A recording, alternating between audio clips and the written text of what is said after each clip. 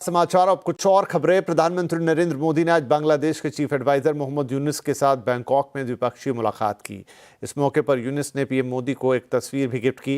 ये तस्वीर 3 जनवरी 2015 की है। इस दिन प्रधानमंत्री मोदी 102वीं इंडियन साइंस कांग्रेस में प्रोफेसर यूनुस को गोल्ड मेडल उन्होंने दिया था। ये उसी की तस्वीर है। दोनों नेताओं के बीच हिंदुओं की सुरक्षा, बांग्लादेश में हिंदुओं पर अत्याचार के मामले में जांच और सुरक्षा मुद्दे के अलावा कई अन्य मुद्दों पर भी चर्चा हुई। भारी हंगामे के बीच संसद का बजट सत्र आज खत्म हो गया।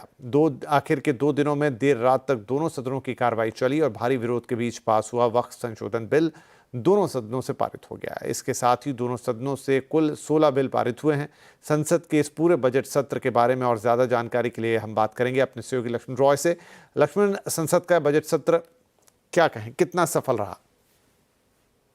बेसिकली संसद का बजट सत्र की जब शुरुआत हुई थी तो उम्मीद नहीं थी कि इसका समापन कुछ इस तरीके से होगा। अंत आते आते तक हंगामा इस कदर बढ़ गया, और खास तौर से तब जब सरकार ने वक्फ संशोधन बिल पेश किया कि देर रात तक दोनों सदनों की कार्रवाई आखिर के 2 दिनों में देर रात तक चली और फिर आधी रात के बाद बिल को पहले लोकसभा से और फिर राज्यसभा से पारित किया गया। और इसके साथ ही वक्फ संशोधन बिल सदन के दोनों सदनों से पारित हो गया। और इसके अलावा सरकार ने इस बिल को पारित करने के साथ साथ दोनों सदनों की कुल मिलाकर 26 बैठकें हुई और कुल 16 बिल पारित किए गए। लेकिन इससे पहले जो एक महत्वपूर्ण बिल पारित हुआ वह है बजट को लेकर के फाइनेंस बिल, जिसमें इनकम टैक्स में जो बड़ी राहत का ऐलान किया गया था, जो चालू कारोबारी साल से लागू किया जाएगा, वो पिछले कारोबारी साल खत्म होने से पहले इस बिल को भी सदन पारित करने में कामयाब रहा। अगर आप देखें, इसके अलावा इनकम टैक्स में राहत देने वाले बिल के अलावा डिपॉजिटर और इन्वेस्टर्स के हितों के लिए बैंकिंग अमेंडमेंट बिल को सरकार ने पारित किया।